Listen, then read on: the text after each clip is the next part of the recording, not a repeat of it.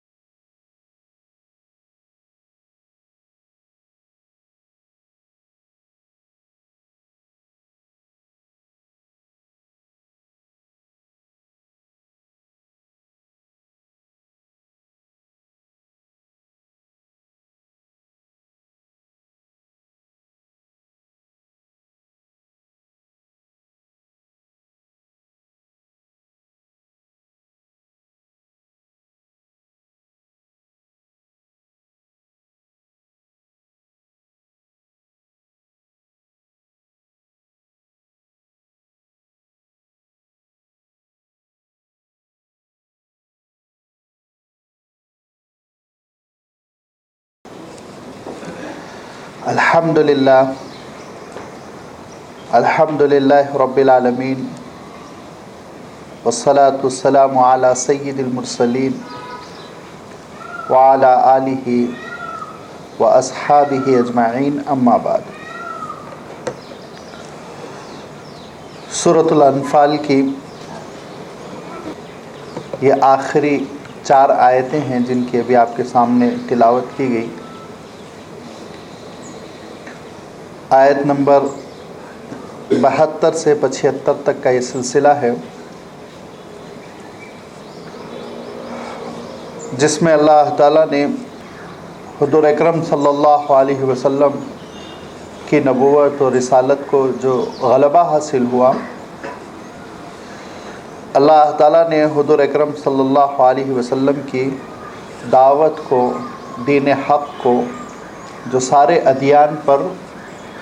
سارے جزیرۃ العرب پر اور دیکھتے دیکھتے پوری دنیا پر جو غالب فرمایا،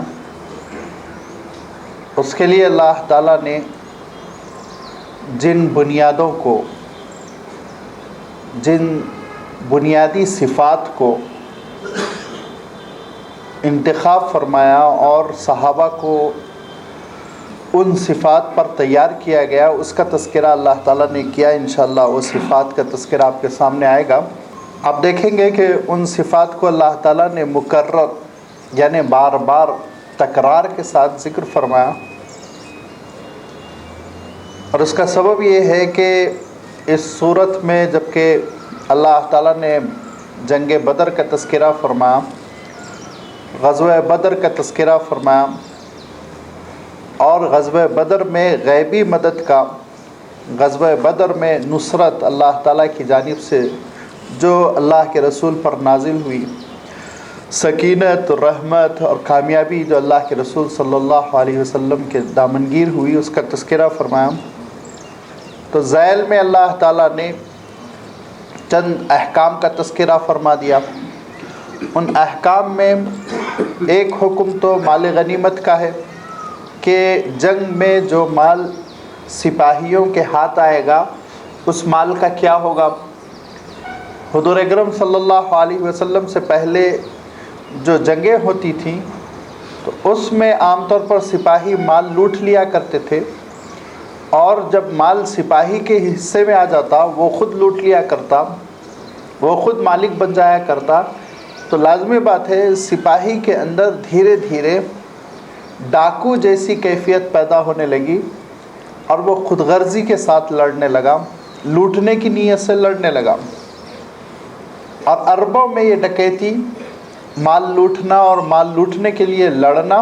یہ ایک عام سی صفت بن چکی تھی، ایک روزمرہ کی ان کی لعنت بن چکی تھی، حضور اکرم صلی اللہ علیہ وسلم نے اس کو جڑ سے اکھاڑ کر پھینک دیا۔ اور انبیاء علیہ الصلاۃ والتسلیم نے جو جنگیں لڑیں،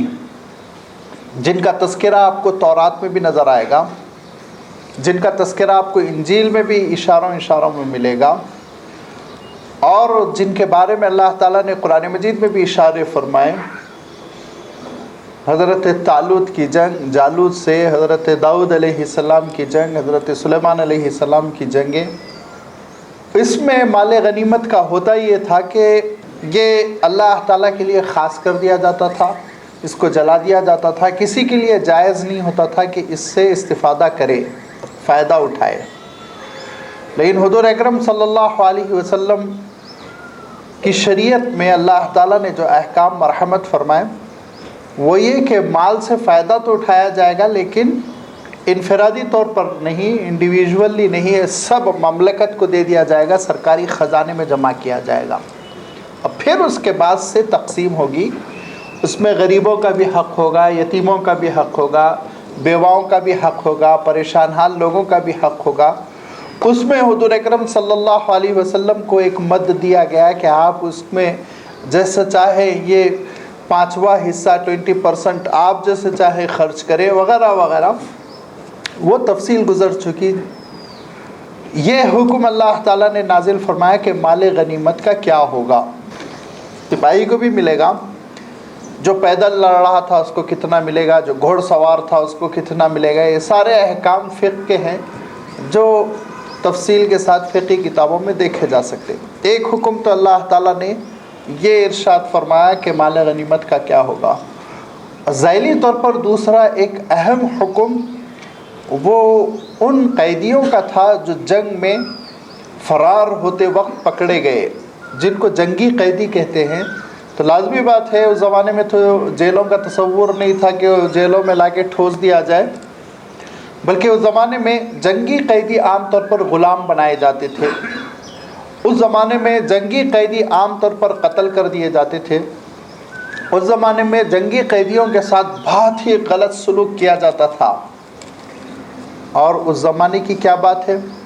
آپ کے زمانے میں کیا ہوتا ہے جنگی قیدیوں کا حشر؟ بڑے بڑے نعرے بلند کرنے والے اور ہیومن رائٹس کی بات کرنے والے اور جنگی اخلاقیات کی بات کرنے والے وہی ابو غریب جیل آباد کرتے ہیں۔ اس میں کیا کیا کرتے ہیں آپ اس کی تفصیل اٹھا کر دیکھ لیں۔ مہذب ترین دنیا اس معاملے میں بدترین ثابت ہوئی، جنگی قیدیوں کے سلسلے میں انہوں نے جو سلوک کیا، اور جو پچھلی جو جنگ ہوئی تھی دوسری جنگ عظیم، اس موقع پہ جو کچھ ہوا، موجودہ دور میں جو کچھ ہوا اس کو بیان کرنے کی ضرورت نہیں۔ انتہائی افسوسناک باتیں، قیدیوں کو برہنہ کر دینا، ان پر کتوں کو چھوڑ دینا اور ان کے ساتھ وہ گندی حرکتیں کرنا کسی انسان کے لیے مناسب نہیں ہے، اور شاید کوئی جانور بھی، خونخوار جانور بھی اس قسم کی حرکت نہ کرے۔ یہ ساری وہ حرکتیں جو بڑی تہذیب یافتہ دنیا سمجھی جاتی ہے، امریکہ اور اس کے حلیف اور یورپین کنٹریز، ان سب نے وہ جرائم کا ارتکاب کیا جس کی تاریخ حیات سوز ہے۔ حضور اکرم صلی اللہ علیہ وسلم پر جو جنگ کے احکام آئے تو جنگی قیدیوں کے سلسلے میں حسن سلوک کا حکم آیا۔ حضور اکرم صلی اللہ علیہ وسلم نے اعلان فرمایا، دیکھو کسی بوڑھے مرد اور عورت کے اوپر ہاتھ نہ اٹھانا، کسی بچے کو ستانا نہیں، کسی بچے کو پریشان نہ کرنا، اور کسی خاتون کو نہ چھیڑنا، جو گھر میں بند ہو جائے اس کے خلاف کوئی کارروائی نہ کرنا، جو ہتھیار ڈال کے سرنڈر ہو جائے اس کا خیال رکھنا، اس کے خلاف کوئی کارروائی نہ کرنا۔ حضور اکرم صلی اللہ علیہ وسلم نے یہ اعلانات فرمایا، ارشاد فرمایا کہ دیکھو سبز درخت، ہرا درخت ہے، پیڑ ہے تو اس کو بھی نہ کاٹنا، اس کو نہ کاٹنا، نہ جلانا، نہ گھروں کو جلانا، نہ بمباری کرنا۔ یہ ساری چیزیں اسلامی تعلیمات میں واضح طور پر بیان کر دی گئی۔ اللہ تعالیٰ ارشاد فرماتا ہے کہ تم جنگی قیدیوں کا اس وقت تک جنگی قیدیوں کے اوپر ہاتھ ڈالنے کی کوشش نہ کرو جب تک کہ پوری طرح شکست نہ ہو جائے دشمن کی، اور جب شکست ہو جائے اور جنگی قیدی لائے جائیں تو ان کے ساتھ پھر حسن سلوک کی یہ تعلیم ہوئی، ایسی تربیت ہوئی کہ ایک صحابی نے جو غزوہ بدر میں جنگی قیدی بنے تھے، قریش کی جانب سے جنگ کرنے آئے تھے، انہوں نے یہ واقعہ بیان کیا کہ مجھے گرفتار کر کے جس گھر والوں کو دیا گیا کہ اس کو باندھ کے رکھو، فیصلہ ہوگا ابھی، ان گھر والوں کا عالم یہ تھا کہ ان کے پاس کھانے کے لیے ایک ہی روٹی تھی، تو وہ روٹی انہوں نے مجھے دے دی اور خود بھوکے سوئے گا، اور خود بھوکے سوئے۔ میں بار بار کہتا رہا ان سے کہ تم کھا لو، تمہارے بچوں کو کھلا دو، کوئی حرج نہیں، میں بھوک کے ساتھ رات گزار لوں گا۔ انہوں نے کہا نہیں، اللہ کے رسول نے تاکید کر دی ہے کہ جو قیدی ہیں ان کے ساتھ تم حسن سلوک کرنا۔ حضور اکرم صلی اللہ علیہ وسلم نے حکم دیا، لازمی بات ہے جنگ سے آئے تھے، وہ کوئی تفریح سے تھوڑی آئے تھے، سب کے کپڑے پھٹ پھٹ گئے تھے، سب تقریباً نصف لباس میں تھے۔ حضور اکرم صلی اللہ علیہ وسلم نے حکم دیا کہ سب کے کپڑوں کا انتظام کیا جائے، سب کو کپڑے پہنائے گئے، اور جب سب کو کپڑے پہنائے گئے تو حضرت عباس رضی اللہ تعالیٰ عنہ کی باری آئی تو ان کو کوئی بڑا سا کرتا آتا ہی نہیں تھا، کیونکہ وہ بہت لمبے چوڑے تھے۔ اب سارے مدینے میں ان کے لیے ڈریس تلاش کیا گیا تو وہ ڈریس ملا عبداللہ ابن ابی ابن سلول کے پاس، وہ بھی لمبا چوڑا تھا، وہ منافق تھا، اس نے اپنا ایک کرتا یا اپنا ایک جھبا ان کو دیا، اور حضرت عباس رضی اللہ تعالیٰ عنہ کو وہ پہنایا گیا۔ اور اسی لیے حضور اکرم صلی اللہ علیہ وسلم نے، امام بخاری نے یہ روایت وضاحت کے ساتھ بیان کی کہ اسی لیے حضور اکرم صلی اللہ علیہ وسلم نے عبداللہ ابن ابی ابن سلول جب مر گیا تو اس کو اپنا کرتا عنایت فرمایا کہ اس میں اس کو کفن دے دو، چونکہ حضور اکرم صلی اللہ علیہ وسلم کو یہ احساس تھا کہ میرے رشتہ دار کے لیے اس نے کرتا اتار کے دیا تھا، لہذا حضور اکرم صلی اللہ علیہ وسلم نے اس کا اس دنیا ہی میں بدلہ عطا کر دیا۔ جنگی قیدیوں کے سلسلے میں حسن سلوک، ان کے سلسلے میں سارے احکام وہ نازل ہوئے کہ کس طرح ان کو پینلٹی لے کے چھوڑا جائے، کس طرح ان سے کام لیا جائے۔ حضور اکرم صلی اللہ علیہ وسلم نے، ہمارے ہاں قیدیوں کا مسئلہ یہ ہوتا ہے کہ قیدی دو بنیادوں پر ہوتے ہیں، ایک وہ قیدی جو عوام الناس میں ہے، جن سے پولیس سے اور ان کے درمیان کوئی ریلیشنز نہیں ہے، وہ بیچارہ تو پس گیا، اس کو تو چکی پیس پیس کے کہیں کا نہیں چھوڑتے۔ دوسرا وہ قیدی جس کے روابط ہے، تعلقات ہے پولیٹیکل لیڈر سے اور پولیس والوں سے، وہ تو عیش کرتا ہے، وہ تو اس کو گھر سے زیادہ آرام جیل خانے میں نصیب ہوتا ہے، اے سی لگا کر اور ٹی وی لگا کر اس کو صرف آرام کرنے کے لیے چھوڑ دیا جاتا ہے۔ لیکن حضور اکرم صلی اللہ علیہ وسلم نے اپنے قیدیوں سے کیا کام لیا دیکھیے۔ حضور اکرم صلی اللہ علیہ وسلم نے کہا کہ تم بیٹھ جاؤ، مکتب چلاؤ، استاذ بن جاؤ، تم بیٹھ جاؤ، پڑھاؤ لکھاؤ۔ حضور اکرم صلی اللہ علیہ وسلم نے اتنا مہذب کام لیا ہے قیدیوں سے جس کی نظیر نہیں تاریخ میں۔ تو قیدیوں کے سلسلے میں احکام بیان کر دیے گئے، اور جب قیدیوں کے احکام بھی ہو گئے تو اللہ تعالیٰ نے پھر یہ اس حقیقت کا اعلان فرمایا اور صحابہ کو اس حقیقت کے لیے تیار کیا گیا کہ دین مضبوط کیسے ہو سکتا ہے، دینی نظام غالب کیسے آ سکتا ہے، اور دینی نظام غالب آنے کے لیے اللہ تعالیٰ نے جن چیزوں کا اشارہ فرمایا، نمبر 1 ایمان، نمبر 2 ہجرت، نمبر 3 جہاد، نمبر 4 نصرت۔ یہ 4 چیزیں آپ دیکھیں گے بار بار یہاں پر بیان کی گئی ہیں، تقریباً ہر آیت میں ان 4 چیزوں میں سے کسی نہ کسی ایک چیز کا تذکرہ ہے۔ لہذا سب سے پہلی آیت جو آیت نمبر 72 ہے، اس میں فرمایا ان الذین آمنوا وہاجروا وجاہدوا باموالہم وانفسہم فی سبیل اللہ والذین آووا ونصروا اولئک بعضهم اولیاء بعض۔ ارشاد فرمایا کہ جن لوگوں نے ایمان قبول کیا اور ایمان قبول کر لینے کے بعد انہوں نے پھر ہجرت کی اور پھر وجاہدوا اور انہوں نے جہاد کیا۔ پہلی چیز تو ایمان ہے، اور اسلام میں بغیر ایمان کوئی چیز ویلڈ نہیں ہے۔ ایمان نہیں ہے، روزانہ 5 وقتہ نماز پڑھیے، پڑھتے رہیے، آپ کو اس پہ تھوڑی ثواب ملے گا۔ ایمان پہلی شرط ہے۔ اللہ تعالیٰ سورۃ البقرہ میں تفصیل کے ساتھ یہ حکم بیان فرمایا کہ جس کے پاس ایمان نہیں ہے اور وہ اللہ کی خوشنودی کے لیے خرچ کر رہا ہے، غریب بندوں پر دے رہا ہے، جیسے گیٹس بل دیتے ہیں کروڑ روپے، ایڈس کے خلاف کام کرو، اس کے خلاف، کینسر کے خلاف کام کرو، یہ دواخانہ کھول دیا اور رفائی کام کیا۔ اللہ تعالیٰ ارشاد فرماتا ہے اس کا جو کچھ فائدہ پہنچنا ہے ان کو، وہ عارضی فائدہ ہوگا، وہ عارضی فائدہ ہوگا۔ اللہ تعالیٰ ارشاد فرماتا ہے ان کی مثال ایسے ہی ہے جیسے کہ ایک چٹان پر دھول جمع ہو گئی،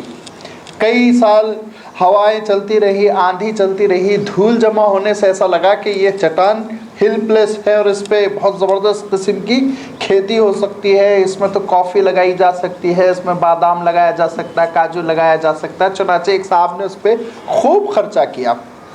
خرچہ خوب کر دیا اور قیمتی کھیتی کر دی۔ اس کے بعد اچانک موسلا دھار بارش ہوئی، اور موسلا دھار بارش ہونے کے بعد پوری مٹی دھل گئی، کالی چٹان باہر آ گئی، اور ان کا پورا خرچہ وہ ختم ہو گیا، اس کا کوئی حاصل ان کو نہیں رہا۔ لہذا بڑے بڑے جو پہاڑ ہوتے ہیں ان پہ مٹی جم جاتی، لوگ اس پہ کھیتی کرتے ہیں، باغ لگاتے ہیں کہ قیمتی قسم کی چیزیں یہاں پیدا ہوں گی، اور وہ پورے کے پورے مٹی کے تودے سرک جاتے ہیں اور ان کا باغ ختم ہو جاتا ہے۔ تو یہ عارضی نگاہوں کی ٹھنڈک کچھ دنوں کے لیے تسلی کا سامان ہے، لیکن جب موت آ جائے گی اور آخرت میں وہ اللہ تعالیٰ کے دربار میں کھڑے رہیں گے تو ان کو معلوم ہوگا کہ ان کے پیروں تلے زمین نکل چکی ہے، مٹی سرک چکی ہے، اور ان کو ان کی خیرات، ان کی صدقات، ان کا خرچ کرنا ذرہ برابر فائدہ نہیں پہنچائے گا۔ فائدہ پہنچانے کے لیے اللہ تعالیٰ ارشاد فرماتا ہے شرط ہے ایمان، اللہ تعالیٰ پر ایمان رکھنا اور اس کے رسولوں پر ایمان رکھنا، آخرت میں اجر لینے کی نیت رہنا۔ اور حضور اکرم صلی اللہ علیہ وسلم نے ارشاد فرمایا من صام رمضان ایمانا و احتسابا، اگر کسی شخص نے روزہ رکھا اور وہ روزہ رکھا ڈائٹنگ کے لیے، دبلا پتلا چھریرا ہونے کے لیے، تو اس کو تھوڑی اجر ملے گا، فرمایا ایمانا، اللہ کی ذات پر ایمان ہو۔ اس نے قرآن پاک میں کہا کہ تم پر روزے فرض ہو گئے اس نیت کے ساتھ کہ اللہ تعالیٰ نے مجھ پہ یہ فریضہ رکھا ہے، میں فرض ادا کروں، رسول نے اس کا طریقہ بتایا، اور احتساباً آخرت میں حساب کتاب ہوگا اور مجھے اجر لینا ہے اللہ تعالیٰ سے اس عبادت پر، تب کہیں جا کے اس کا روزہ ویلڈ ہوگا، اس کو ثواب ملے گا، ورنہ روزہ روزہ نہیں۔ تو معلوم یہ ہوا اگر ایمان نہیں ہے تو پھر نماز نہیں، اگر ایمان نہیں ہے تو پھر اس کے بعد روزہ نہیں، خیر خیرات کوئی اس کی حیثیت نہیں۔ اصل پہلی چیز یہ ہے کہ انسان کے پاس ایمان ہو، جب تک ایمان نہیں ہے کچھ بھی نہیں۔ ایک کینڈیڈیٹ کا داخلہ ہی نہیں ہوا اور ایڈمیشن ہی نہیں ہوا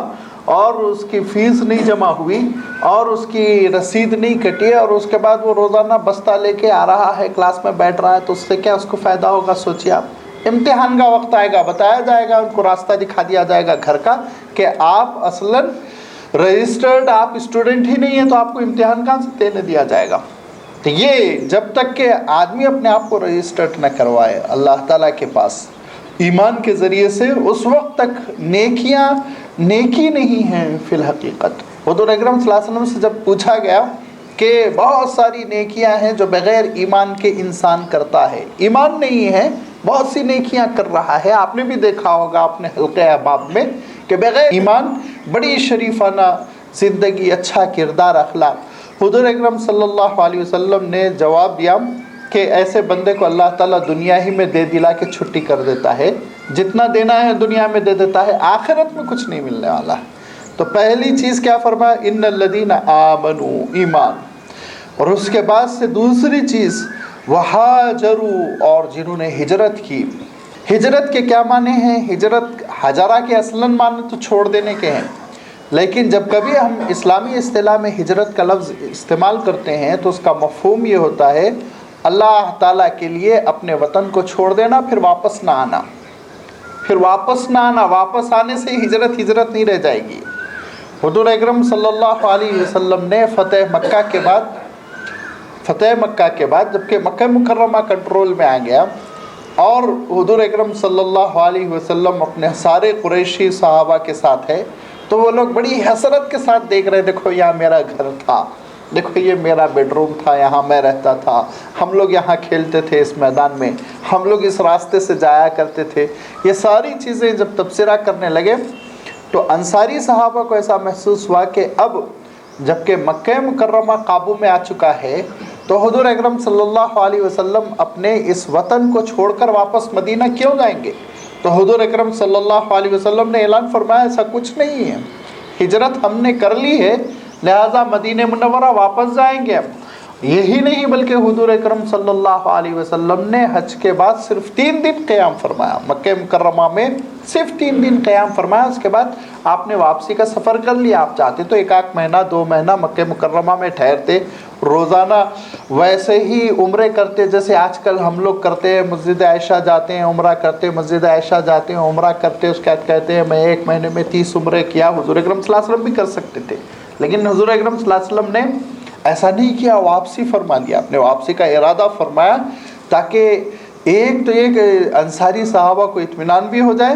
اور یہ معلوم ہو جائے کہ دارالہجرت کی کیا اہمیت ہے۔ ایک صحابی وفات پا گئے مکہ مکرمہ میں، ایک ہجرت کرنے والے صحابی جو مکے سے مدینہ چلے گئے تھے، وہ اس موقع پہ وفات پا گئے تو حضور اکرم صلی اللہ علیہ وسلم افسوس کرتے تھے کہ وہ بیچارہ اپنے گھر نہیں پہنچ سکا، دارالہجرت نہیں پہنچ سکا، اور یہاں پہ اپنے گھر اور دارالہجرت سے دور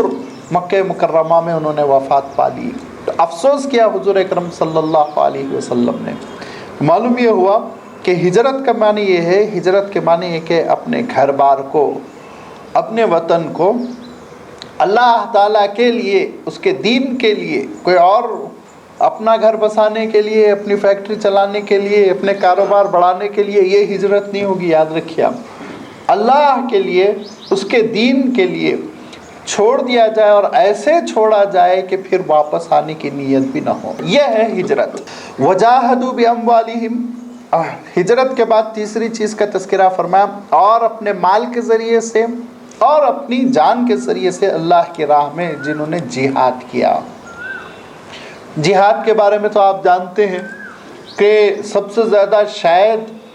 موجودہ دور میں مظلوم ترین اصطلاح ہو کر رہ گئی ہے، اس کو سمجھنے کی کوشش ہی نہیں کی لوگوں نے، اور ہر گڑبڑ کو جہاد کا نام دے دیا۔ ہر گڑبڑ کو، چاہے وہ اچھی ہو چاہے بری ہو، اس کو جہاد کا نام دے دیا۔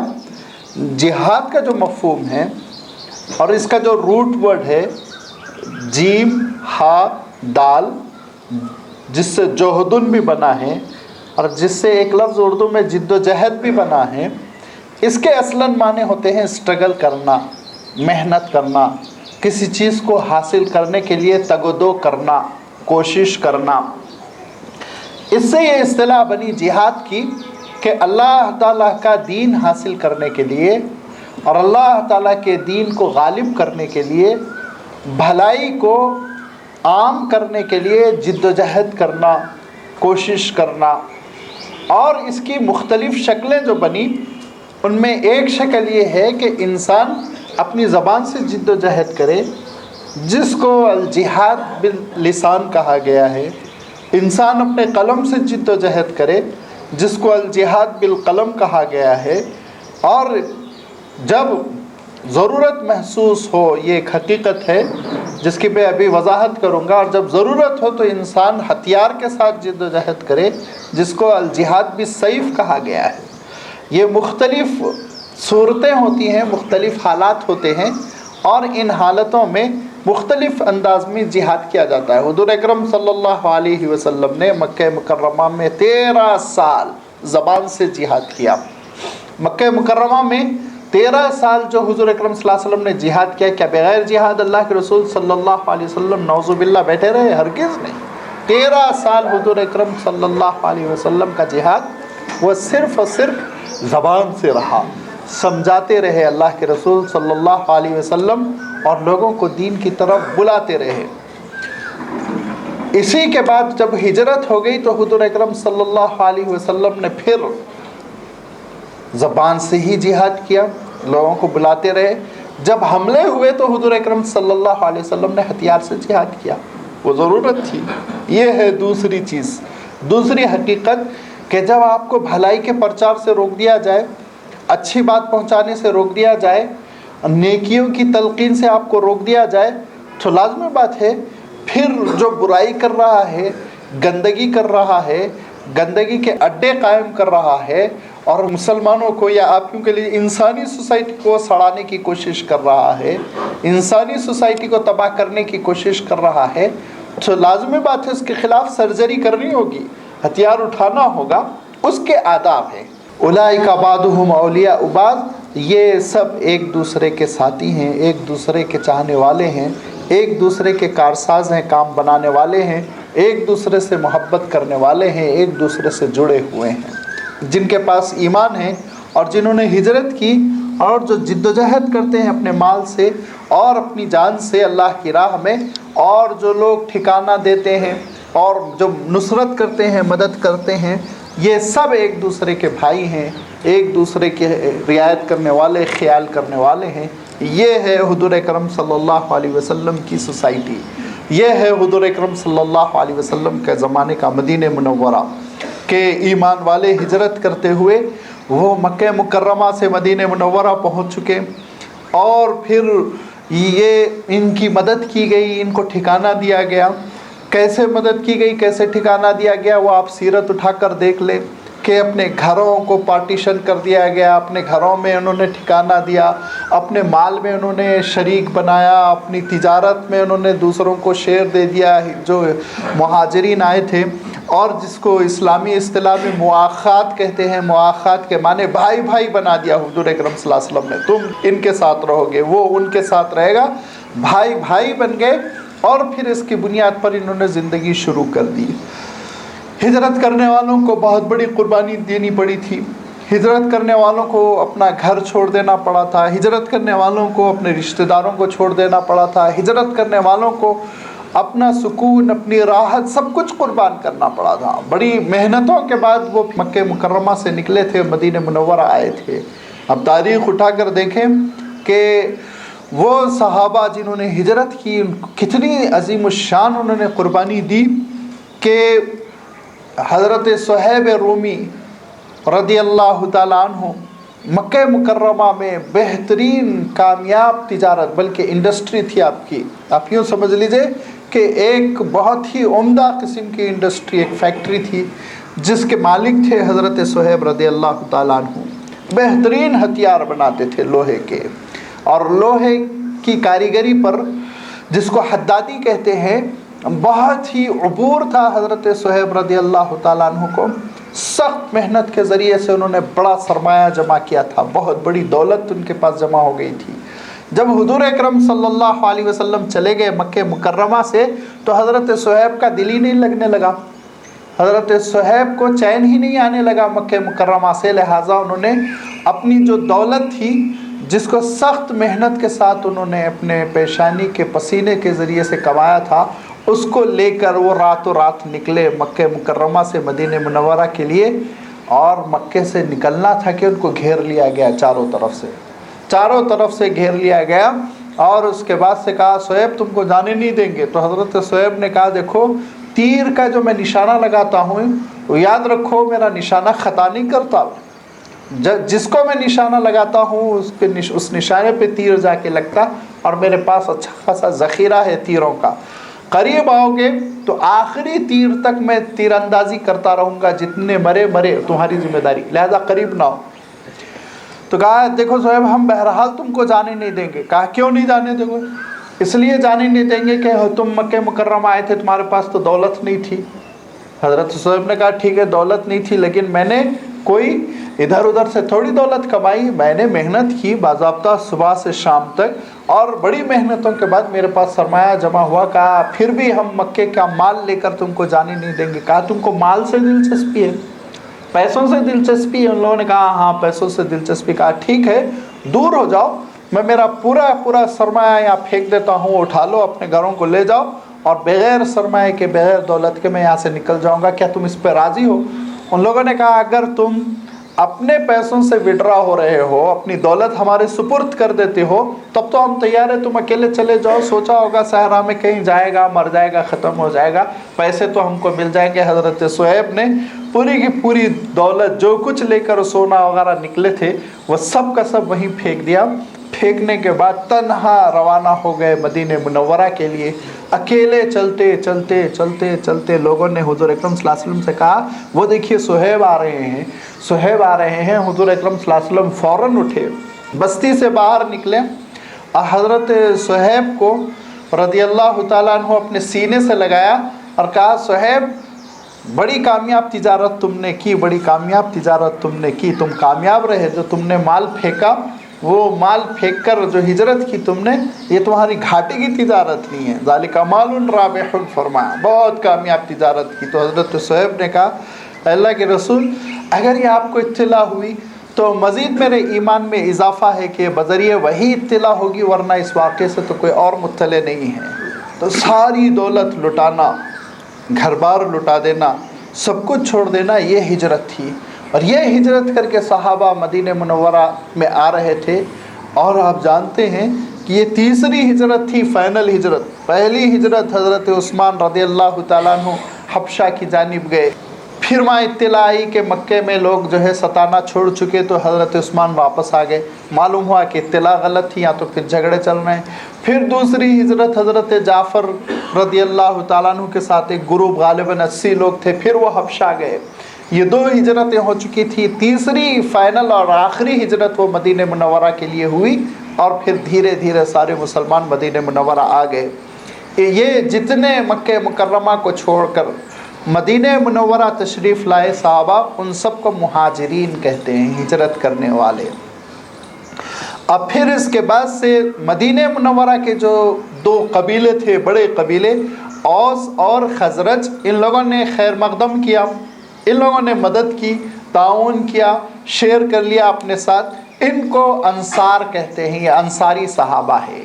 اب مہاجرین اور انصار ان دونوں کو بھائی بھائی بنا دیا حضور اکرم صلی اللہ علیہ وسلم نے، آپس میں اتنی محبت کہ یہ لوگ سمجھنے لگے کہ ان دونوں میں سے کوئی بھی ایک مرے گا تو دوسرا اس کا وارث ہو جائے گا، دوسرا 50% کا، نصف کا وارث ہو جائے گا۔ یہ آپس میں خیال ان کے ہو گیا، اتنا تعلق، اتنی محبت کہ آخری درجے کی یہ محبت اللہ تعالیٰ نے اعلان فرمایا نہیں، وراثت جاری نہیں ہوگی۔ وراثت تو خون ہی کی بنیاد پر، جو خونی رشتے ہیں، باپ کی وراثت بیٹوں کو، بھائی کی وراثت بھائیوں کو، اور اس طرح سے جو بھی خونی رشتے ہیں میاں بیوی وغیرہ، یہ اسی بنیاد پر جاری ہوگی۔ وراثت جو ہے صرف ہجرت اور نصرت کی بنیاد پر نہیں ہوگی۔ ہاں، آپس میں اللہ تعالیٰ تم کو ایسا کارساز، حمایتی کام بنانے والا اور ایک مقصد میں شریک ہو کر جد و جہد کرنے والا بنا رہا ہے کہ اولئک بعضهم اولیاء بعض، یہ ایک دوسرے کے ولی ہیں، ایک دوسرے کے مددگار ہیں، ایک دوسرے کے دوست ہیں۔ یہ چاروں چیزوں کے بعد ایمان، ہجرت، جہاد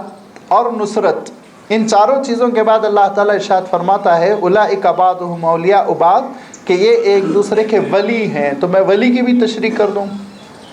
ولی لفظ عربی میں آتا ہے ولا اور یلی، اور اس کے اور دیگر مشتقات کا استعمال ہوتا ہے چمٹنے کے لیے،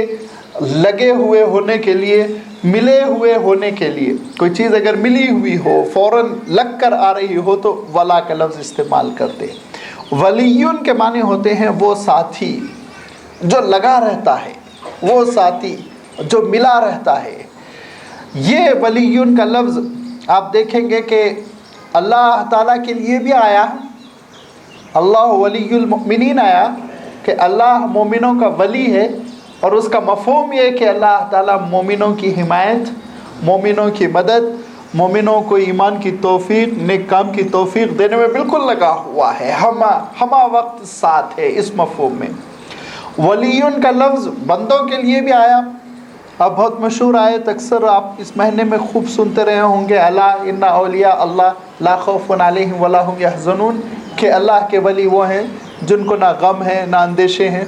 تو وہ بندے جو اللہ سے لگے رہتے ہیں، چمٹے رہتے ہیں، صبح شام اللہ تعالیٰ کو پکارتے ہیں، وہ بندے جو اس کے دین پر جمے رہتے ہیں، چپکے رہتے ہیں، یہ مفہوم۔ یہاں پہ اللہ تعالیٰ نے ولیون کا لفظ ایک دوسرے کے لیے ارشاد فرمایا کہ مہاجرین اور انصار ایک دوسرے کے ولی ہیں، یعنی ایسے ساتھی ہیں کہ لگے ہوئے ہیں، ملے ہوئے ہیں، ایک دوسرے کا ہمیشہ کام بنانے والے ہیں، بڑی محبت کرنے والے ہیں۔ اور یہ وہ صفت ہوتی ہے ولیون کی جو بہت بلند ہوتی ہے، یعنی اللہ تعالیٰ نے قرآن پاک میں الفاظ ارشاد فرمائے، صاحبن کا ساتھی سے آپ ترجمہ کر لیجئے۔ اللہ تعالیٰ نے قرآن مجید میں خلیل کا لفظ ارشاد فرمایا۔ عربی میں ایک اور لفظ بھی آتا ہے صدیقن، صدیق دوست کو کہتے ہیں، جس کو ہم اردو میں دوست کہتے ہیں۔ زمیل کا عربی میں لفظ آتا ہے جس کو کلیگ ہم کہتے ہیں، ساتھ رہنے والا۔ اور ولی کا جب لفظ آتا ہے تو بظاہر دوست سے ترجمہ کر دیا جاتا ہے، کیونکہ ہمارے ہاں اردو میں اس کے لیے کوئی لفظ موجود نہیں ہے، لیکن یہ دوست سے بہت بلند ہوتا ہے۔ ولی ایسے دوست کو، ایسے ساتھی کو کہیں گے جو ہمیشہ آپ کا کام بنانے کے لیے لگا رہے، جو ہمیشہ آپ کا حمایتی رہے، جو ہمیشہ آپ سے محبت کرے، جو ہمیشہ آپ کا کارساز رہے۔ لہذا اللہ تعالیٰ نے یہ صفت بیان فرمائی کہ یہ مہاجرین اور انصار آپس میں ایک دوسرے کے ایسے دوست ہیں، ایسے چاہنے والے ہیں کہ ہمیشہ ایک دوسرے کی خیر خواہی کرتے رہتے ہیں، ہمیشہ ایک دوسرے سے محبت کرتے رہتے ہیں۔ حضور اکرم صلی اللہ علیہ وسلم کی وفات ہوئی، وفات ہونا تھا کہ کسی نے شوشہ چھوڑ دیا انصاری صحابہ کے درمیان کہ ہمارا ایک امیر ہونا چاہیے، مہاجرین کا ایک امیر ہونا چاہیے، دونوں کے الگ الگ امیر ہونے چاہیے۔ جب یہ اطلاع ملی سینئر صحابہ کو، حضرت ابوبکر کو، حضرت عمر کو، تو کہا نہیں ایسا نہیں ہو سکتا، بولے ایک ہی امیر ہوگا، امیر ایک ہی ہوگا، لیکن کس بنیاد پر امیر ہوگا؟ تو صحابہ نے کہا، حضور اکرم صلی اللہ علیہ وسلم نے ارشاد فرمایا کہ یہ جو قریش کے صحابہ ہجرت کر کے آئے ہیں ان میں سے امیر ہوگا۔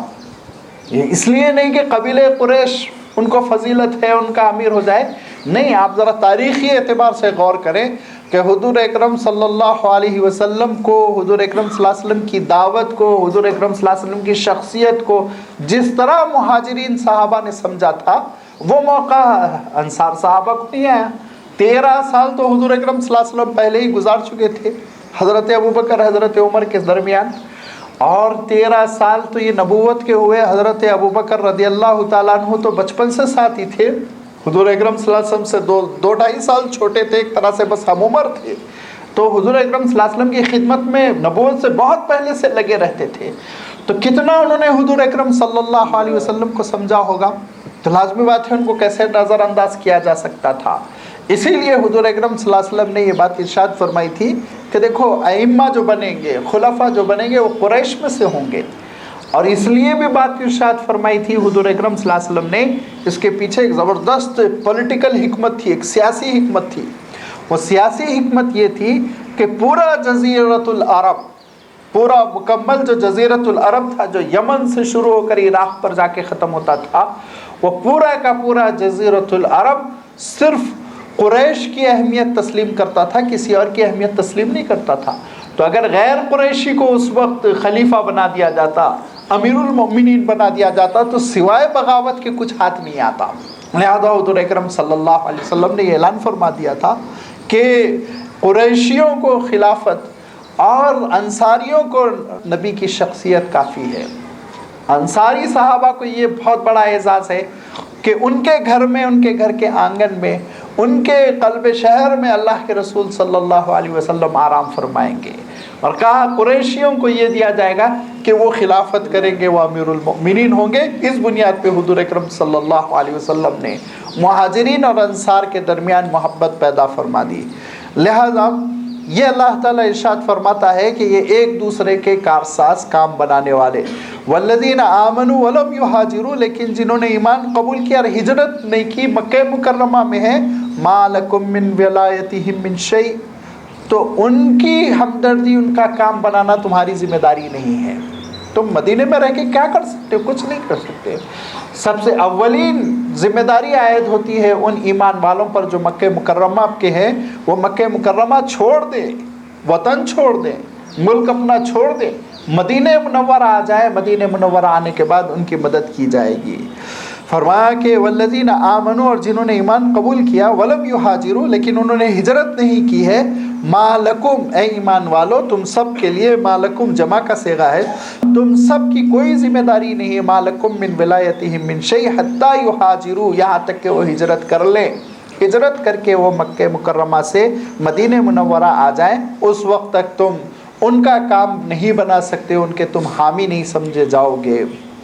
وَإِنِ اسْتَنْصَرُوكُمْ فِي الدِّينِ، لیکن اگر وہ دینی معاملے میں تم سے مدد طلب کریں، دینی معاملے میں تم سے کچھ وہ مدد چاہیں، تو فعلیکم النصر، تم مدد ان کی کر سکتے ہو، کچھ پیسے روانہ کر سکتے ہو، کچھ ان کے لیے اور بھی دیگر امداد کی جو شکلیں ہیں وہ اختیار کر سکتے ہو۔ الا علی قوم بینکم و بینہم میثاق، آپ اندازہ کیجئے یہ قرآن کی حساسیت، کتنا امانت داری، دیانت داری، اور کس قدر اصول اور معاملات میں سختی ہے کہ فرمایا دیکھو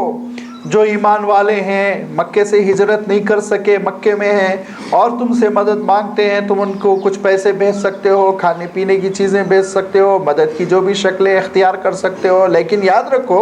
الا علی قوم بینکم و بینہم میثاق، لیکن اگر وہ ایسی قوم کے خلاف معاملہ جا رہا ہے جس قوم سے تمہارا ایگریمنٹ ہو گیا، تو تم ایمان والوں کی بھی مدد نہیں کرو گے۔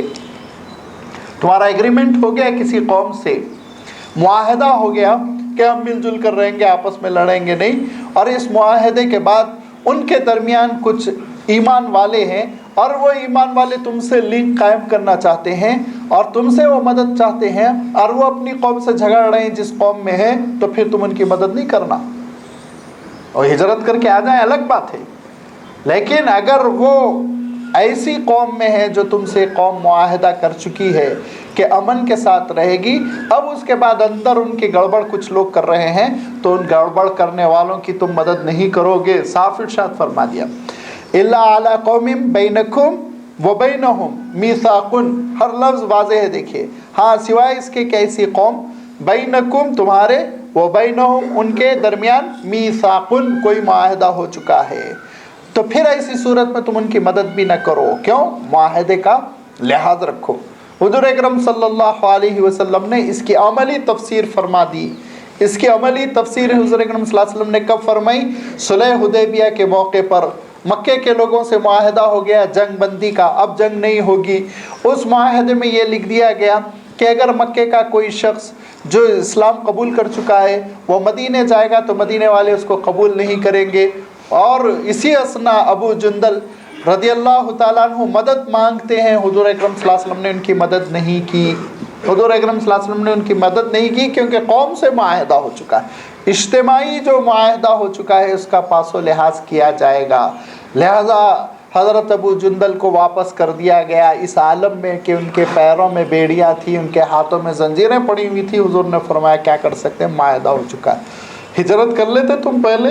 چھوڑ دیتے اپنے قبیلے قوم کو، جب قربانی نہیں دی تو پھر اب اس قوم میں تم کو رہنا ہوگا۔ واللہ بما تعملون بصیر، بے شک جو کچھ تم کر رہے ہو اللہ تعالیٰ اس سے بخوبی واقف ہے، وہ دیکھ رہا ہے۔ لہذا اللہ تعالیٰ کے جو احکام ہیں اس پر تم عمل کرو۔ والذین کفروا بعضهم اولیاء بعض، اور جو منکرین ہیں وہ بھی ایک دوسرے کی مدد کر رہے ہیں، کام بنا رہے ہیں اور ایک دوسرے کی ایسی مدد کر رہے ہیں کہ آپ حیرت کریں گے کہ حضور اکرم صلی اللہ علیہ وسلم نے مدینہ منورہ کے یہودیوں سے معاہدہ کر لیا تھا کہ تم پرامن شہری رہو گے، ہم شہر کی ساری فیسلٹیز تم کو دیں گے، لیکن ان لوگوں نے بڑی غداری کی۔ ایسے مکے کے لوگوں کے یہ کارساز اور کام بنانے والے، جاسوسی کرنا ان کا شیوا، اور جا جا کے جگہوں پر اکسانا ان کا طریقہ کار۔ کعب ابن اشرف وہ باضابطہ اس کو کھلتا تھا حضور اکرم صلی اللہ علیہ وسلم کی آمد۔ دوسرے سال غزوہ احد جب ہوا اور غزوہ احد میں مسلمانوں کو جب نقصان پہنچا تو پھر اس کے بعد اس کی ہمت اتنی بند گئی کہ باضابطہ مکہ مکرمہ کا سفر کیا، کھلم کھلا مکہ مکرمہ میں اس نے اوپن اجلاس جو ہوتے تھے ان کو ایڈریس کیا، خطاب کیا، تقریریں کر کر کے کہا کہ ایک بار ہمت سے کام لو یار، ایسا زبردست حملہ کرو، مسلمانوں کو تہس نہس کر دو، کہاں تم لوگ بیٹھے ہوئے ڈر کے اپنے گھروں میں۔ اتنا اس نے ورغلایا، اتنا ورغلایا، 10,000 کا لشکر تیار ہوا۔ سن 5 ہجری میں 10,000 کا لشکر مدینہ منورہ پر حملہ کیا۔ وہ تو اللہ تعالیٰ نے کام بنایا اور ان کو ناکامی کے ساتھ واپس ہونا پڑا، ورنہ کعب ابن اشرف اپنا کام کر چکا تھا۔ اسی لیے حضور اکرم صلی اللہ علیہ وسلم نے اعلان فرمایا کہ اس غدار کو قتل کر دو، اس کو زندہ باقی نہ رکھو، اور اس کو قتل کیا گیا کعب ابن اشرف کو۔ یہ فرمایا والذین کفروا بعضهم اولیاء بعض، جو منکرین ہیں یہ بھی تو ایک دوسرے کی خوب مدد کر رہے ہیں۔ اب جب یہ ایک دوسرے کی مدد کر رہے ہیں اور تم پر ایسے اٹیک کر رہے ہیں، ایسا ہجوم کر رہے ہیں جسے بھوکے پیالے پہ کرتے ہیں، تو پھر تم آپس میں ایک دوسرے کی کیوں مدد نہیں کرتے ہو؟ آپس میں تم خود ایک دوسرے کے حامی کیوں نہ ہو؟ آپس میں تم ایک دوسرے سے کیوں نہیں محبت کرتے؟ دشمن تمہارا تم کو نقصان پہنچانے میں متحد، دشمن تمہارا تم کو ختم کر دینے کے لیے متحد، اور تم آپس میں بکھرے ہوئے ہو، آپس میں تم ایک دوسرے کے قتل غارت گری میں لگے ہوئے ہو، کفر کے فتوے داغ رہے ہو، ایک کی مسجد میں دوسرا داخل نہیں ہو رہا، دوسرے کی مسجد میں ایک داخل نہیں ہو رہا، آپس میں تمہارا انتشار اتنا کہ ایک دوسرے کا منہ دیکھنے تیار نہیں ہے۔ تم کیا کر رہے ہو سوچو، تمہارا دشمن کیا کر رہا ہے وہ سوچو، اور تم کیا کر رہے ہو تم خود سوچو۔ اللہ تعالیٰ نے تم کو ایمان کے کلمے کی بنیاد پر برپا کیا تھا، اللہ تعالیٰ نے تم کو حضور اکرم صلی اللہ علیہ وسلم کی شخصیت کی بنیاد پر آپس میں جوڑ دیا تھا، اور تم پر ساری قومیں مل کر اب حملہ کر رہی ہیں، تم آپس میں بکھرے ہوئے ہو۔ الا تفعلوہ، اگر تم ایک دوسرے کی حمایت نہ کرو گے، الا تفعلوہ، اگر تم آپس میں ایک دوسرے سے محبت نہ کرو گے، الا تفعلوہ، اگر تم یہ کام نہیں کرو گے، جڑ نہیں جاؤ گے کلمے کی بنیاد پر، دین کی بنیاد پر، کیا ہوگا؟ تکن فتنۃ فی الارض، اس دنیا میں پھر ظالموں کا غلبہ ہو جائے گا، اس دنیا میں پھر ناپاک قسم کے لوگوں کا غلبہ ہو جائے گا، جن کے عزائم ناپاک، جن کا کردار ناپاک، اور جن کا لباس داغدار، جن کا دامن داغدار، ایسے لوگ چھا جائیں گے اگر تم آپس میں ایک دوسرے کی محبت نہ کرو، ایک دوسرے کی مدد نہ کرو۔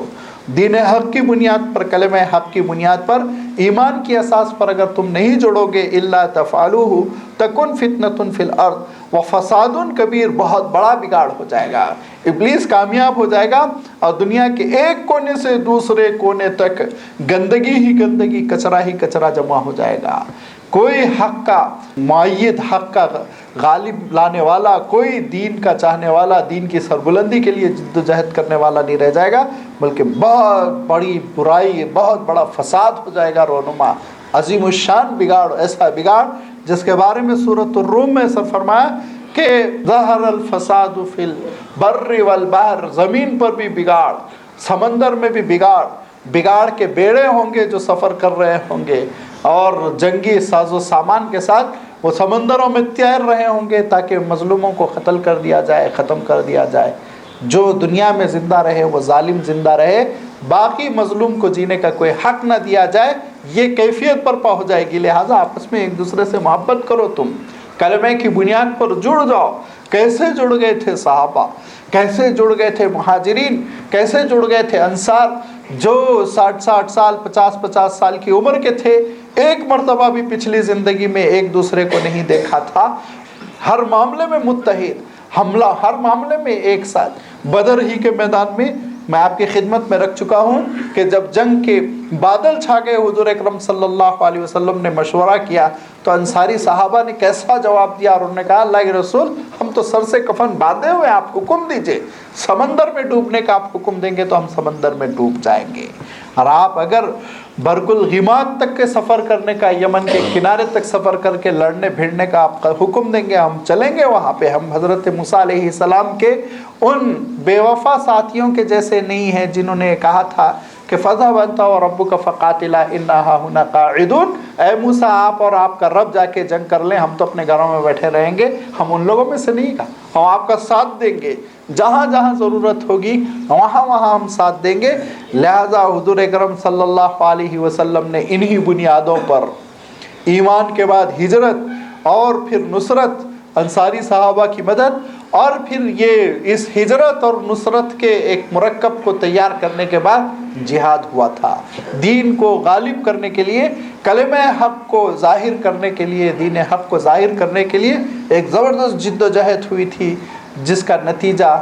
کل 40 سالوں میں یہ نکلا کہ دنیا کا میپ تبدیل ہو چکا تھا کہ اگر یہ تم نہیں کرو گے تو یاد رکھو بڑا فتنہ ہوگا، بہت فساد ہوگا۔ والذین آمنوا وہاجروا وجاہدوا فی سبیل اللہ والذین آووا ونصروا اولئک هم المؤمنون حقا۔ پھر وہی بات ارشاد فرمائی، ارشاد فرمایا جن لوگوں نے ایمان قبول کرنے کے بعد ہجرت کی،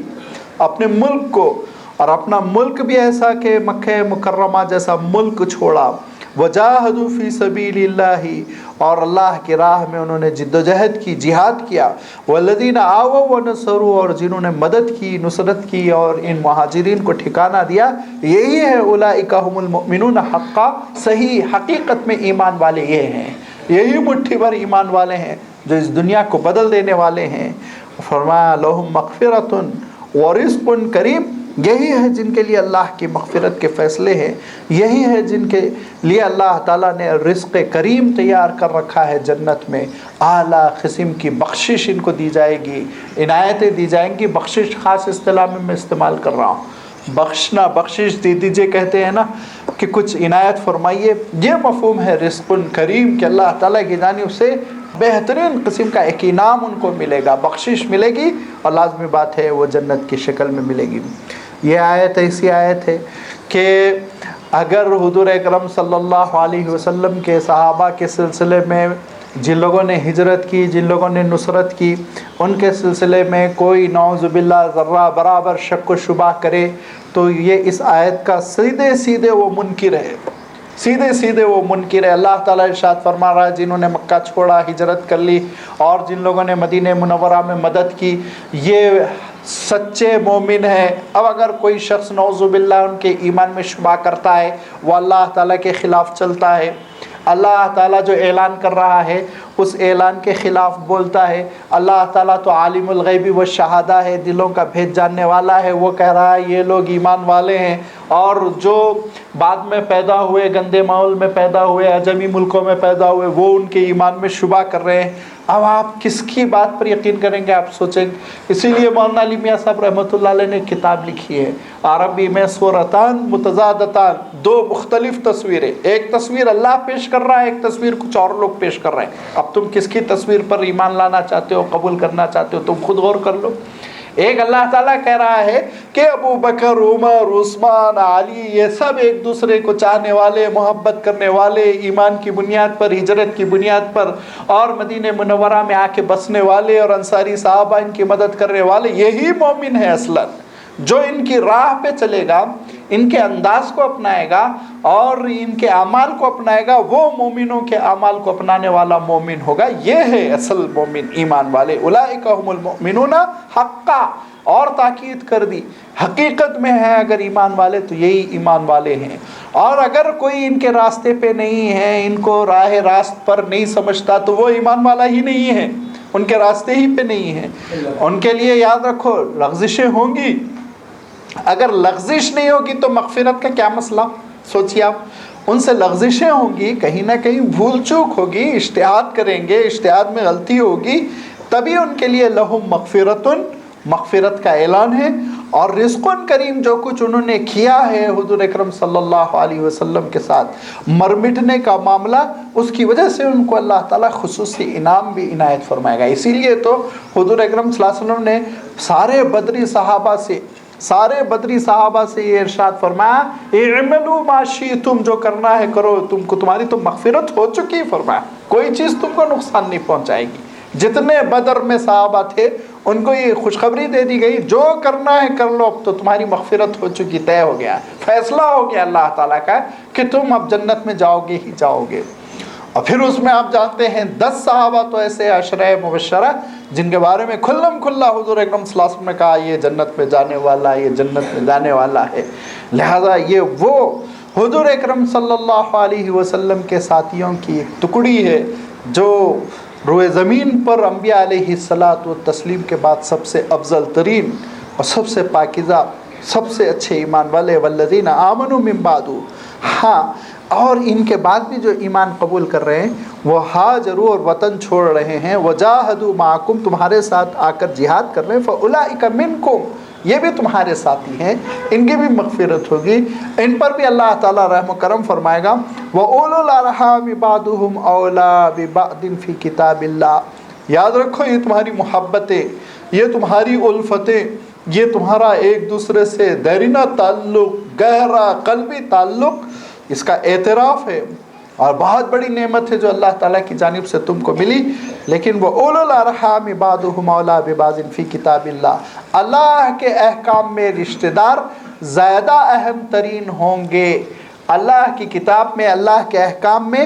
اولو الارحام یعنی خونی رشتہ دار وہ ایک دوسرے سے زیادہ قریب اور زیادہ لائق اعتنا ہوں گے، کس میں؟ وراثت کے احکام میں، جس کا یہاں اللہ تعالیٰ نے اشارہ نہیں فرمایا سورہ نساء میں، جس کے احکام گزر گئے۔ یہ ساری محبتوں اور الفتوں کے باوجود یہ نہیں ہوگا کہ آپس میں تم میں سے کوئی وفات پا جائے تو ایک دوسرے کے وارث بنو، نہیں، وراثت میں اور اللہ تعالیٰ کے دین کے احکام میں خونی رشتہ داروں کو بہرحال مد نظر رکھا جائے گا۔ لہذا والد کا انتقال ہوگا، اس کے بچے وراثت پائیں گے، ماں کا انتقال ہوگا، اس کے بچے وراثت پائیں گے، اولاد کا انتقال ہوگا، ماں باپ اور بھائی بہن وراثت پائیں گے۔ وراثت کے جو احکام ہیں وہ پورے کے پورے جاری ہوں گے، خون کی بنیاد پر، خونی رشتوں کی بنیاد پر، دینی رشتوں کی بنیاد پر نہیں ہوں گے۔ یہ ایک حقیقت تھی کہ کہیں ایسا نہ ہو یہ غلط فہمی پھیل جائے کہ حضور اکرم صلی اللہ علیہ وسلم نے مجھے بھائی بنایا تھا ان کا، لہذا میری وفات کے بعد یہ میری وراثت میں شریک کار رہیں گے۔ فرمایا نہیں، صرف دنیاوی معاملات میں اللہ تعالیٰ کے دین کو غالب کرنے کے سلسلے میں، باقی وراثت تو خونی رشتہ داریوں پر ڈیپینڈ کرے گی۔ کیوں؟ اس لیے کہ اگر خونی رشتہ داریوں کو نظر انداز کر دیا جائے تو لازمی بات ہے ایک زبردست قسم کا بگاڑ پیدا ہو جائے گا۔ ہر آدمی دوسرے اپنے ایسے دوست کو جو ہم مزاج ہے، جو اس کے ساتھ اس کی جو سرگرمیاں ہیں، وہ سرگرمیوں کو میں صرف سرگرمیوں ہی کے لفظ میں بیان کر دوں، اور ایسا نہ ہو اس کی میں وضاحت کرنے کی نوبت آ جائے کہ وہ اس کا اسموکنگ کا ساتھی ہے، وہ اس کے ساتھ اڈوں میں جاتا ہے، لہٰذا یہ اتنا میرا دوست ہے کہ میری وراثت میں اس کو شریک کر لوں، یہ نظام نہ ہو جائے۔ اسی لیے فرمایا، یاد رکھو وراثت کا نظام تو خونی رشتہ داری کی بنیاد پر ہوگا۔ اس کی غیر معمولی اہمیت ہے، اللہ تعالیٰ نے بار بار قرآن پاک میں یہ تاکید فرما دی کہ خونی رشتوں کو توڑنے کا تم کو اجازت نہیں دی جائے گی، نہیں، ہمیشہ صلہ رحمی کرنا، اور یوصلون ما امرہم اللہ ان یوصل، اللہ نے جن رشتوں کو جوڑنے کا حکم دیا، جب ان رشتوں کو جوڑو گے تبھی تم کامیاب قرار پاؤ گے قیامت کے دن۔ یہ خونی وہ رشتہ داریاں ہیں جن کو قیامت کے دن جسم دے دیا جائے گا، اور وہ میدان حشر میں ایک سراپا جسم کے ساتھ کھڑی ہوں گی، اور ہر اس بندے کو جس کا حساب کتاب ہوگا وہ کہے گی اللہ یہ مجھے دنیا میں کاٹتا تھا، آج اس کو آپ اپنی رحمت سے کاٹ دیجئے۔ اور جو دوسرا بندہ آئے گا تو کہے گی یہ رشتہ داریاں اللہ یہ دنیا میں مجھے جوڑتا تھا، آج آپ اپنی رحمتوں سے اس کو جوڑ دیجئے۔ خونی رشتوں کو نہیں توڑا جا سکتا، ان کو بہرحال برقرار رکھنا ہے، چاہے اس میں جتنی پریشانی ہو جائے۔ بھائی ایک دوسرے کا مزاج نہیں مل رہا ہے، لڑائی ہو رہی ہے، وہ الگ مزاج ہے، ان کے الگ مزاج ہے، ان اہلیہ کا مزاج الگ ہے، ان کی اہلیہ کا مزاج الگ ہے، دونوں ایک دوسرے کی صورت نہیں دیکھنا چاہ رہے ہیں، نہ دیکھے بھلے، لیکن بھائی جڑا رہے۔ یہ ہے صلہ رحمی کا جو حکم دیا گیا ہے، وہ اتنا اہم ہے کہ یہ یہاں پر جو دینی رشتہ داریوں کا تذکرہ ہوا کہ مہاجرین و انصار وہ ایک دوسرے کے ولی بن گئے ہیں، کارساز بن گئے ہیں، قریب ترین ساتھی بن گئے ہیں، ہمراز بن گئے ہیں، لیکن یاد رکھو میراث تو رشتہ دار کو ملے گی، وراثت تو رشتہ دار کو ملے گی، خونی رشتہ داری ہے۔ ہاں، میراث کے احکام، وراثت کے احکام بڑے تفصیلی ہے، اس میں بعض محرومی کے اسباب ہیں، اللہ تعالیٰ نے اس کا بھی اشارہ فرمایا۔ محرومی کے اسباب کیا ہے؟ مثلا والد مسلمان ہے، بیٹا مرتد ہو گیا تو اس کو تھوڑی وراثت ملے گی، نہیں، اختلاف دین، اختلاف دار، یہ دونوں وجہ سے وراثت نہیں ملے گی۔ دین الگ الگ ہے، اور ایک دارالاسلام میں ہے، ایک دارالحرب میں ہے، تو دارالاسلام سے پوری وراثت اس کو باندھ کے دارالحرب تھوڑی بھیجی جائے گی، آپ یہاں آئیے، یہاں ملے گی آپ کو، تو احکام ہے، اس کی تفصیل ہے۔ میں صرف یہاں یہ اشارہ کرنا چاہتا ہوں کہ کنڈیشنلی جو وراثت کے احکام ہیں وہ جاری ہوں گے خونی رشتہ داریوں کے درمیان۔ ان اللہ بکل شیء علیم، بے شک اللہ تعالیٰ ہر چیز سے واقف ہے، وہ جانتا ہے کہ اگر ان خونی رشتہ داریوں کا پاس و لحاظ نہ کیا جائے تو کتنی پھوٹ پڑے گی، لوگ کتنا ایک دوسرے کے دشمن ہو جائیں گے، دور ہو جائیں گے، اور ایک دوسرے میں کس قدر جنگیں ہو جائیں گی۔ لہذا اللہ تعالیٰ ارشاد فرماتا ہے کہ خونی رشتہ داریوں کو اپنی جگہ رکھو، دینی بنیاد پر محبتوں کو اپنی جگہ رکھو، اور یاد رکھو دین کی سربلندی کے لیے تم کو کوشش کرنی ہوگی، تو اس بنیاد پر کوشش کرنی ہوگی کہ تمہارے درمیان ہجرت ہو، تمہارے درمیان نصرت ہو۔ اب جب ہجرت ہو تو آپ یہ سوچیں گے کہ موجودہ دور میں کہاں ہجرت ہو؟ حضور اکرم صلی اللہ علیہ وسلم نے ارشاد فرمایا لا ہجرت بعد الفتح ولکن نیۃ و جہاد، فتح مکہ کے بعد ارشاد فرمایا اب ہجرت کرنے کی ویسی ضرورت نہیں رہ گئی جیسی ضرورت فتح مکہ سے پہلے تھی۔ فتح مکہ سے پہلے ہجرت فرض تھی، حضور اکرم صلی اللہ علیہ وسلم کی خدمت میں آنا ضروری تھا، یہ ناقابل برداشت تھا کہ صلی اللہ علیہ وسلم کی خدمت میں نہ آئیں، کہیں اور بیٹھے رہیں۔ نبی کی شخصیت ہوتے ہوئے آپ سوچئے، نبی رسول کی موجودگی میں آپ سوچئے ان کو چھوڑ کر کہیں اور انسان پڑا رہے، کیسے ممکن ہو سکتا تھا؟ لہذا فتح مکہ سے پہلے تو ہجرت فرض تھی اور سب چیزیں چھوڑ کر مدینہ منورہ آنا ضروری تھا تاکہ ایک اسلامی سلطنت وجود پائے اور سب مل کر اس کی مدد کر سکے۔ لیکن فتح مکہ کے بعد وہ کیفیت نہیں رہ گئی، لیکن فرمایا نیت باقی ہے، نیت کرو تو تم کو ثواب ملے گا۔ اور دوسری یہ